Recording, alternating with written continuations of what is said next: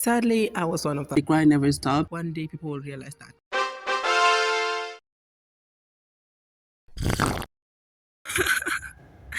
I can't believe you guys are watching this video. I have a terrible cold and my voice is so freaking deep. It is so scrouchy.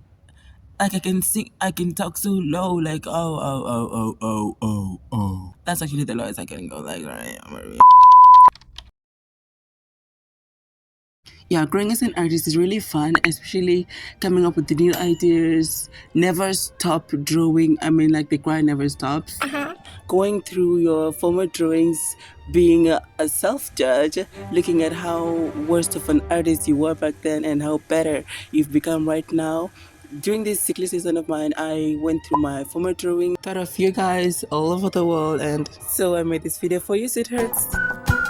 Since today's video is age grouped, I hope they relate to one or two of you, because it is not only limited to the young ones, okay? Also, if you are above the age limit, you can watch in and tell me what are some of the experiences you had when you were an artist then. Anyway, let's go to the video.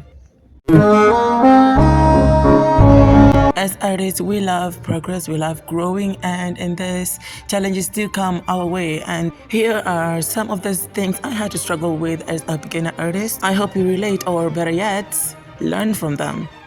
First, battling inadequacy. Honey, every artist inner critic always whispers about their work. When you are done with your art piece, and then your self-critic starts telling you words like, it's bad art, you have no talent, or this isn't good. Yeah, sometimes our inner perfectionist runs amok, and we are so crunched up into wanting our work to be so perfect that we end up hating ourselves for it. I was so ashamed of my art piece when I began, and I didn't want anyone seeing it. But when my mom saw it, she was so proud, but she did want to laugh. Anyway, she was all, perfection is not the goal and no one's work is flawless. She's an artist too, by the way. Honey, your art isn't good or bad. What I mean is when you're drawing an apple, make sure it kind of looks like an apple, because you can't claim you've drawn an apple and it looks like a banana. Check on the internet, we have so many artists out there with so many different skills. Study them, come back and do better! Number 2, imposter syndrome. And don't worry, it is not a mental disease. Your mental wellness is perfect. It is some sort of intellect, skills, or accomplishment among high achieving individuals. You may also feel as you're not worthy or talented as others believe, and you're scared. One day people will realize that. How you diagnose for imposter syndrome? Constant comparison to other people, anxiety. And this is just extreme lack of self-confidence. Research shows that up to 70% of people experience imposter feelings. Sadly, I was one of them. This contributed to my reluctance of embracing the title artist. I used to think that to be a real artist, I had to make perfect art, I had to make very nice art that everyone would totally like. But my mom, expert advisor, said, honey, if you make art, you are an artist. So go claim your artist status and don't let external definitions deter you. Love your mom! I know. Number 3, comparison. More like unhealthy comparison. Comparing is a natural character in all artists. What's the difference is how we're comparing our work. Unhealthy comparison is when you see another person's piece of art and you love it, you are wowed by it, and instead of learning from it, you are zero leveling your work. Zero leveling is to think so highly of somebody else's piece of work that you can't imagine yourself getting there sometime. Remember, there's no such thing as level Number 4, losing creative confidence. What you gonna draw? To outsiders, art seems effortless. They think loads of vitamin C. Creativity is vital to every artist. I must admit that this is a challenge that I still face till today. Sometimes I get scared, I don't know what to draw, and I don't want to draw an eye. I know eyes are savers. Filling my phone with countless pictures and pins from Pinterest and all over the internet, just find an idea of something to draw. And guess what? It is not enough. I end up spending hours jumping from one app to another, YouTube, TikTok, Pinterest, tapping and scrolling just to find something to draw. Perfectionism. Overcoming perfectionism is not easy, but if you learn to embrace your creative mistakes, your life as an artist becomes a lot easier. This is how I embrace my creative mistakes. In this, I end up improving my skills by creating a lot of art, even if it's not all good. In fact, you should also create some bad art. I don't mean, oh, right. That's embarrassing. 5. I don't like this stuff. Money. Scratch that. Money worries. I never knew to become an artist I have to spend. I have spent over $200. In my country, it's about 30,000.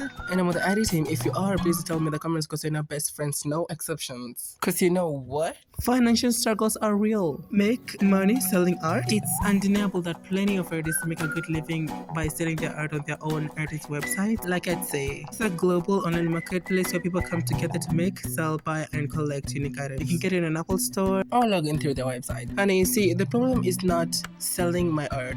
The problem is the kind of art that I create, I can't sell it anywhere. Look at this. These are things I create for fun, most especially to please myself or shock my friends. When you scroll through the internet, you find these great artists from all over the world with such amazing art supplies, which are heck expensive.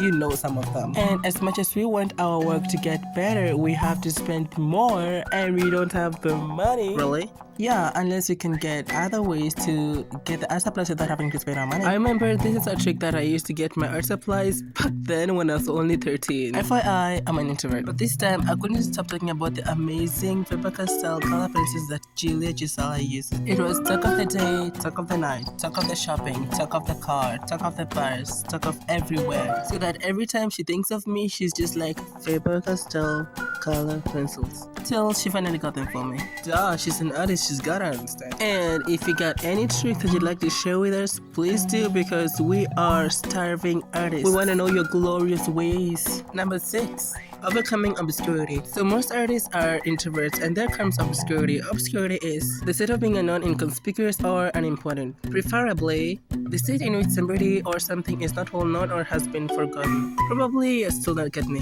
It is when you feel like you will never go big, you will never be famous, or no one will ever notice your art. Or at times you want to be famous quickly and you are not really getting there. And this is most difficult for introverted artists. Drawing in your closet. Creating exposure of your art takes time, but especially on social media can be daunting for everyone. So we should not give up. Even famous artists started small.